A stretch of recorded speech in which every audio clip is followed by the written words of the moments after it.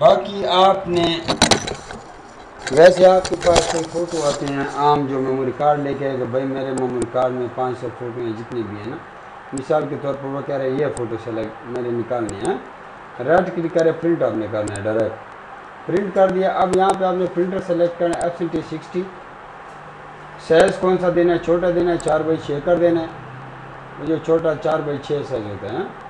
Quality आपने photo करनी है, बेस्ट फ़ोटो नहीं करना प्रिंटर ख़राब हो जाएगा, इसको आप मेटल कर दो।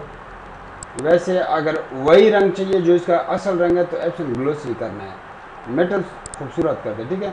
अब ये अगर कहोगे तो इसके साथ सफ़ेद कागज़ नज़र आएगा, ये कागज़ पे इस तरह नज़र आएगा, अगर ये करोगे तो इसके बॉर्डर निकल जाएंगे, फुल पेपर आप पे आ जाएगा।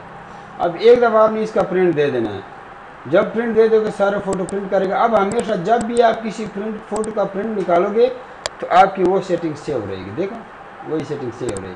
अगर इसको मैंने बड़ा फ़ोटो दिया है 4x6 का, यानी कि A4 साइज़ का जो फुल साइज़ होता है, अब इसको जब मैं किसी जो दोबारा यहाँ पे राइट क्लिक करके प्रिंट करूँगा तो वो सेटिंग सेव होगी।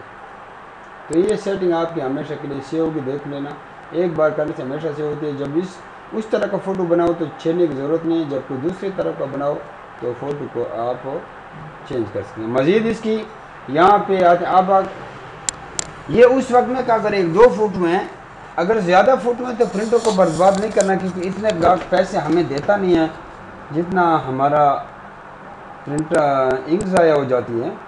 तो उस सूरत में आपने ये करनी है, थोड़ी आपने स्याही बचा लेनी है।